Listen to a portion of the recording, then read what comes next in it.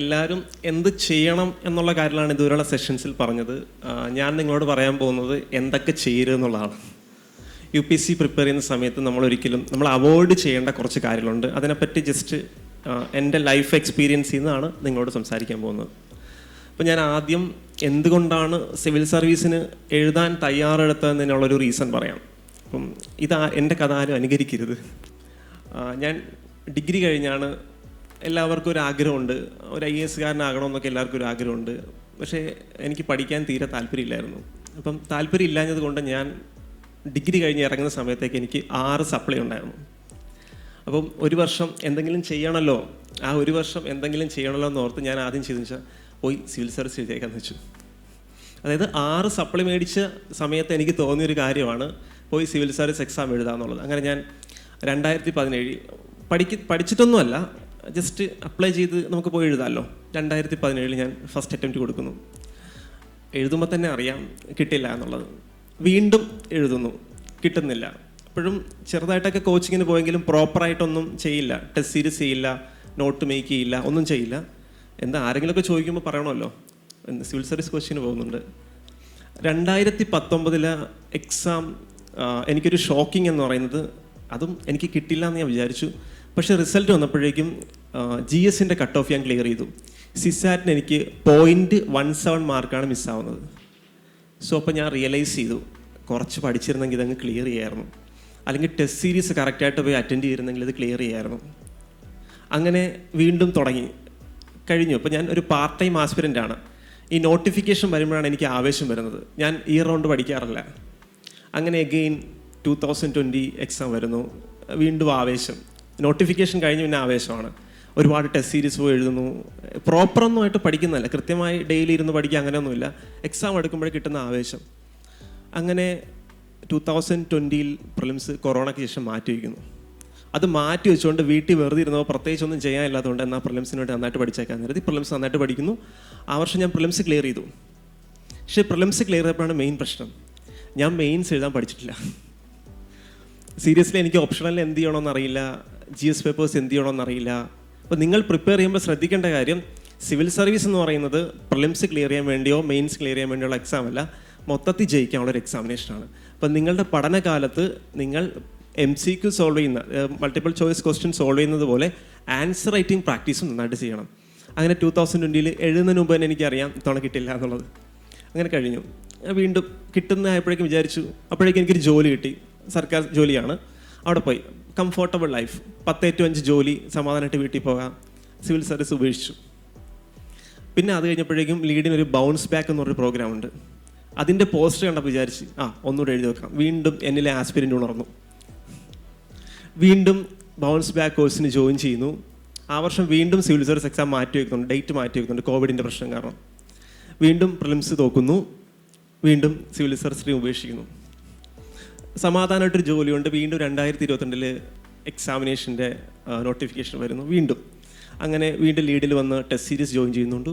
അപ്പോൾ ഞാനൊരു കാര്യം ചെയ്തു, ആൻസർ റൈറ്റിംഗ് കൂടെ ചെയ്യണമെന്ന് മനസ്സിലാക്കി. കാരണം ആൻസർ റൈറ്റിംഗ് നന്നായി ചെയ്തില്ലെങ്കിൽ ക്ലിയർ ചെയ്യില്ല, എക്സാം ക്ലിയർ ചെയ്യില്ല. വെറുതെ പോയി മെയിൻസ് എഴുതാം, പക്ഷേ എക്സാം ക്ലിയർ ചെയ്യില്ല. അങ്ങനെ 2022 അഗെയിൻ പ്രിലിംസ് ക്ലിയർ ചെയ്യുന്നു. പക്ഷേ ആ വർഷം അത്യാവശ്യം പ്രിപ്പയർ ചെയ്തെങ്കിലും എനിക്കൊരു 4 മാർക്കിന് ആ വർഷം ഇൻ്റർവ്യൂ കോൾ കിട്ടിയില്ല. മെയിൻസിൽ 4 മാർക്കാണ് എനിക്ക് പോയത്. അപ്പം ഞാൻ റിയലൈസ് ചെയ്തൊരു കാര്യം, എന്താണ് ആ ഫെയിലിയറിന് റീസൺ എന്ന് പറഞ്ഞാൽ, ഞാൻ റെഗുലറായിട്ട് പഠിച്ചില്ല, റെഗുലറായിട്ട് ആൻസർ റൈറ്റിംഗ് ചെയ്തില്ല. സോ ആ ഒരു മിസ്റ്റേക്ക് റിയലൈസ് ചെയ്ത് 2021 ഡെയിലി പഠിക്കാൻ തുടങ്ങി. കൃത്യമായ രീതിയിൽ എല്ലാ ദിവസവും പഠിക്കും. എല്ലാ ദിവസവും പഠിക്കുമെന്ന് പറഞ്ഞാൽ ഒരു 20 ക്വസ്റ്റ്യൻ MCQ സോൾവ് ചെയ്യും, ഒരു 3-4 ആൻസേഴ്സ് സ്ഥിരമായിട്ട് എഴുതും. പക്ഷേ ആ വർഷം പ്രിലിംസ് വീണ്ടും പോയി. അപ്പോൾ ഞാൻ തീരുമാനിച്ചു, 7 അറ്റംപ്റ്റായി സിവിൽ സർവീസ് തൊട്ടടുത്തെത്തി, കട്ട് ഓഫിന് ജസ്റ്റ് മിസ്സാവുകയാണ് ചെയ്യുന്നത്. ആ വർഷം ഇനി നിർത്തി. വീണ്ടും നോട്ടിഫിക്കേഷൻ വരുന്നു. ഞാൻ അപ്ലൈ ചെയ്തു, പക്ഷേ എനിക്ക് പഠിക്കാൻ താല്പര്യമില്ല. കാരണം ജസ്റ്റ് മിസ്സാവുന്നു. ഇനി എന്ത് ചെയ്യണമെന്ന് അറിയില്ല. ഞാൻ ചെയ്യാൻ പറ്റുന്ന കാര്യങ്ങളൊക്കെ ചെയ്തു. പക്ഷേ ഞാൻ ഇപ്പോഴും ഒരു കാര്യം ചെയ്തു, ഡെയിലി MCQ സോൾവ് ചെയ്യും. നമുക്ക് സിവിൽ സർവീസ് ലൈഫിലേക്ക് ഇറങ്ങിക്കഴിഞ്ഞാൽ MCQ സോൾവ് ചെയ്യാതെ ഒരു ദിവസം നമുക്ക് വല്ലാത്തൊരു ബുദ്ധിമുട്ടാണ്. അങ്ങനെ കുറേ അധികം MCQ സോൾവ് ചെയ്തു. MCQ സോൾവ് ചെയ്ത് വന്ന ശേഷം ഞാൻ എക്സാം എഴുതണമെന്ന് പോലും തീരുമാനിച്ചില്ല. പക്ഷേ എക്സാം അടുത്ത് ഹോൾ ടിക്കറ്റ് വരുന്ന ടൈം ഉണ്ടല്ലോ, അപ്പോൾ വീണ്ടും എനിക്ക് തോന്നി ഒന്നുകൂടെ പ്രിലിംസ് കൊടുത്തു നോക്കാമെന്ന് വിചാരിച്ചു. അന്നൊരു പ്രത്യേകത, എനിക്ക് ടെൻഷനില്ല, കാരണം ഞാൻ മടുത്ത് ഇനി ഇങ്ങോട്ട് പരിപാടിക്കൊന്നും വരണ്ടെന്നൊക്കെ വിചാരിച്ചു. പക്ഷേ ആ വർഷം പ്രിലിംസ് ക്ലിയർ ചെയ്തു. പ്രിലിംസ് ക്ലിയർ ചെയ്തപ്പോൾ ഞാൻ റിയലൈസ് ചെയ്തു ഇത്രയും നാൾ ആൻസർ റൈറ്റിംഗ് ചെയ്തതിൻ്റെ പ്രയോജനം എനിക്കിപ്പോൾ കിട്ടുമെന്ന്. കാരണം എനിക്ക് കുറേ ആൻസേഴ്സ് എഴുതാൻ പറ്റുന്നുണ്ട്. കാരണം അത് റെഗുലർലി പണ്ട് ചെയ്തിരുന്നേ കുറച്ചുകൂടെ നന്നായിട്ട് ചെയ്യാമായിരുന്നു. അപ്പം ഞാൻ റിയലൈസ് ചെയ്തു, കാരണം നേരത്തെ ചെയ്ത വർക്കുകൾ ഇപ്പോൾ എഫക്റ്റീവ് ആകി തുടങ്ങിയിട്ടുണ്ട്. അങ്ങനെ മെയിൻസ് എഴുതാൻ വന്നപ്പോൾ തന്നെ എനിക്ക് മനസ്സിലായി, മെയിൻസ് ക്ലിയർ ചെയ്യുമെന്ന് എനിക്ക് മനസ്സിലായി. പിന്നെ അടുത്ത പ്രശ്നം ഉണ്ടായിരുന്നു, കമ്മ്യൂണിക്കേഷൻ്റെ പ്രശ്നം. ഇംഗ്ലീഷ് നന്നായിട്ട് കമ്മ്യൂണിക്കേറ്റ് ചെയ്യാൻ അറിയില്ലായിരുന്നു. അതും ഒരുപാട് മോക്ക് ഇൻ്റർവ്യൂസും 1-to-1 സെഷൻ എടുത്തിട്ടുമാണ് ക്ലിയർ ചെയ്യുന്നത്. സോ അങ്ങനെയാണ് ഇപ്പോൾ ഇവിടെ വന്നിരിക്കുന്നത്. പിന്നെ അതിലൊരു സംഭവം എന്ന് പറഞ്ഞാൽ, എൻ്റെ കോളേജിൽ പഠിക്കുന്ന കാലത്ത് ഞങ്ങളുടെ ടീച്ചേഴ്സ് ഒരു 10-15 കുട്ടികളെ ലിസ്റ്റ് ചെയ്തിട്ടുണ്ട്, ഒരിക്കലും രക്ഷപ്പെടില്ല എന്നുള്ളത്. ആ ലിസ്റ്റിലുണ്ടായിരുന്ന ഒരാളാണ് ഞാൻ. നമ്മളെ ഒരിക്കലും പ്രെഡിക്റ്റ് ചെയ്യാൻ മറ്റുള്ളവർക്ക് പറ്റില്ല, നമുക്ക് മാറ്റിയെടുക്കാം. ഇപ്പോൾ സിവിൽ സർവീസ് എക്സാം ക്ലിയർ ചെയ്യണമെന്നുണ്ടെങ്കിൽ നിങ്ങൾക്ക് വേണ്ടത് നിങ്ങളുടെ ബാക്ക്ഗ്രൗണ്ടോ നിങ്ങളുടെ മാർക്സോ ഒന്നുമല്ല, നിങ്ങൾക്ക് കുറച്ച് സ്കിൽസ്, UPSC ഡിമാൻഡ് ചെയ്യുന്ന കുറച്ച് സ്കിൽസ് ഉണ്ട്. അതിൽ ഫസ്റ്റ് വൺ, നിങ്ങൾ MCQ സോൾവ് ചെയ്യാൻ നന്നായിട്ട് പഠിച്ചിരിക്കണം. ഇപ്പോൾ സിവിൽ സർവീസ് എക്സാം വന്നവരൊക്കെ പറഞ്ഞു കണ്ടന്റ് ബിൽഡ് ചെയ്യുന്നതല്ല ഇമ്പോർട്ടൻറ്റ് പ്രിലിംസിന്, നിങ്ങൾ ക്ലാസ്സിൽ ഇരുന്ന് ഒത്തിരി പഠിക്കുന്നതല്ല, നിങ്ങൾ MCQ സോൾവ് ചെയ്യാൻ നന്നായി അറിഞ്ഞിരിക്കണം, നിങ്ങൾ ആൻസർ റൈറ്റിംഗ് നന്നായിട്ട് ചെയ്തിരിക്കണം, നിങ്ങൾ essay എഴുതാൻ പ്രാക്ടീസ് ചെയ്തിരിക്കണം. ഇതിൽ നിന്നൊക്കെ ഡിഫറൻ്റ് ആയിട്ടായിരിക്കും നിങ്ങളുടെ ഓപ്ഷനിൽ വരുന്നത്, അതിലും ഉത്തരങ്ങൾ എഴുതാൻ പഠിച്ചിരിക്കണം. So answer writing, MCQ skill, then interview വരുന്നതിന് മുമ്പ് നിങ്ങൾക്ക് ഒരു കമ്മ്യൂണിക്കേഷൻ സ്കില്ലും ബിൽഡ് ചെയ്യുന്നത് നല്ലതായിരിക്കും. ഈ ഒരു റിക്വയർമെൻറ്റ് നിങ്ങൾക്ക് പറ്റുമെന്നുണ്ടെങ്കിൽ UPSC എനി ടൈം നിങ്ങൾക്ക് ക്ലിയർ ചെയ്യാം. ഇപ്പോൾ ഞാൻ 2024 സിവിൽ സർവീസ് എക്സാം പഠിക്കുന്ന സമയം എന്ന് പറഞ്ഞാൽ ഞാനൊരു ആശുപത്രിയിലാണ് ജോലി ചെയ്യുന്നത്, ഒരു പ്രൈമറി ഹെൽത്ത് സെൻ്ററാണ്. ഞാൻ അതിൻ്റെ OP ബിൽഡിങ്ങിൽ ഇരുന്നാണ് ഞാൻ പഠിക്കുന്നത്. അപ്പോൾ എനിക്ക് മനസ്സിലായി എവിടെ ഇരുന്നോ എങ്ങനെയൊന്നുമല്ല, നിങ്ങൾ MCQ സോൾവ് ചെയ്യാൻ എവിടെ ഇരുന്നാലും പഠിച്ചിരിക്കണം, നിങ്ങൾ ആൻസർ റൈറ്റ് ചെയ്യാൻ എവിടെ ഇരുന്നാലും ചെയ്തിരിക്കണം. ഈ ഒരു കാര്യം നിങ്ങൾ കൃത്യമായി ഫോളോ ചെയ്താലേ നിങ്ങൾക്ക് സിവിൽ സർവീസ് എക്സാം ക്ലിയർ ചെയ്യാൻ പറ്റുള്ളൂ. ഇപ്പോൾ നിങ്ങളുടെ ക്ലാസ്സുകളൊക്കെ തുടങ്ങി കഴിയുമ്പോൾ നിങ്ങൾക്ക് ക്ലാസ് ഇരുന്ന് പഠിക്കാം.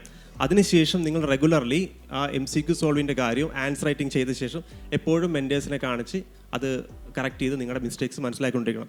ഇപ്പോൾ സിവിൽ സർവീസ് എക്സാം എന്ന് പറഞ്ഞാൽ ഡെയിലി ഇമ്പ്രൂവ് ആകേണ്ട ഒരു പ്രോസസ്സാണ് ആൻസർ റൈറ്റിംഗ്. നിങ്ങൾക്ക് 1-2 ദിവസം കൊണ്ട് ആൻസർ റൈറ്റിംഗ് പഠിക്കാൻ പറ്റില്ല, അല്ലെങ്കിൽ പ്രിലിംസിൻ്റെ റിസൾട്ട് കഴിഞ്ഞ് ആൻസർ റൈറ്റിംഗ് തുടങ്ങാൻ പറ്റത്തില്ല. നിങ്ങൾ എത്രയോ നേരത്തെ തുടങ്ങുന്നത് അത്രത്തോളം നല്ലതാണ്. ഇപ്പോൾ ഞാൻ ഇത്രയും കാലം എടുത്തതിൻ്റെ ഒരു മേജർ റീസൺ, ഞാൻ സിവിൽ സർവീസിന് വേണ്ടി കൃത്യമായി പ്രിപ്പയർ ചെയ്തിട്ടില്ല. ഞാൻ ചിലപ്പോൾ പ്രിലിംസിന് വേണ്ടി പ്രിപ്പയർ ചെയ്തു, ചിലപ്പോൾ മെയിൻസിന് വേണ്ടി പ്രിപ്പയർ ചെയ്തു. ഇത് രണ്ടും കൂടെ ഒന്നിച്ച് വേണം കൊണ്ടുപോകാനായിട്ട്. നിങ്ങൾ പഠിക്കുന്ന നല്ല കാര്യം, നിങ്ങൾ set of skills, UPSC clear ചെയ്യാൻ വേണ്ടി ഒരു സെറ്റ് ഓഫ് സ്കിൽസ്, ആ സ്കിൽസാണ് നിങ്ങൾ ഈ ക്ലാസ് മുറികളിരുന്ന് ഡെവലപ്പ് ചെയ്യേണ്ടത്. ഇപ്പോൾ നിങ്ങളുടെ ടെസ്റ്റ് സീരീസ് വരുമ്പോഴേക്കും നിങ്ങൾ എത്രത്തോളം MCQ സോൾവ് ചെയ്യാൻ പഠിച്ചു എന്ന് മനസ്സിലാക്കാം.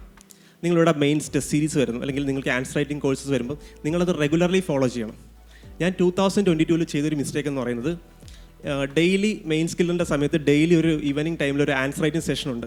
അപ്പം ഞാൻ വിചാരിക്കും ഡെയിലി ആൻസർ റൈറ്റിംഗ് എഴുതിയാലും കുഴപ്പമില്ല, നമുക്ക് മെയിൻസ് ടെസ്റ്റ് സീരീസ് ഉണ്ടല്ലോ, ആഴ്ചയുള്ള ടെസ്റ്റ് സീരീസ് എഴുതാമെന്ന് പറഞ്ഞാൽ ഞാൻ ആ ടെസ്റ്റ് സീരീസ് മാത്രം എഴുതും, ഡെയിലി ആൻസേഴ്സ് ചെയ്യാൻ ഞാൻ വരില്ലായിരുന്നു. പക്ഷേ അത് എക്സാം ഹോളിൽ ഇരുന്നപ്പോൾ മനസ്സിലായി വന്നിരുന്നേ കൊള്ളായിരുന്നെന്ന്. അപ്പം നിങ്ങൾ ചില കാര്യങ്ങൾ മിസ് ചെയ്യാൻ പാടില്ല, daily answer writing, MCQs, then communication skill ഉണ്ടാക്കുന്ന കാര്യം. Lead IAS, #1 IAS Academy in Kerala.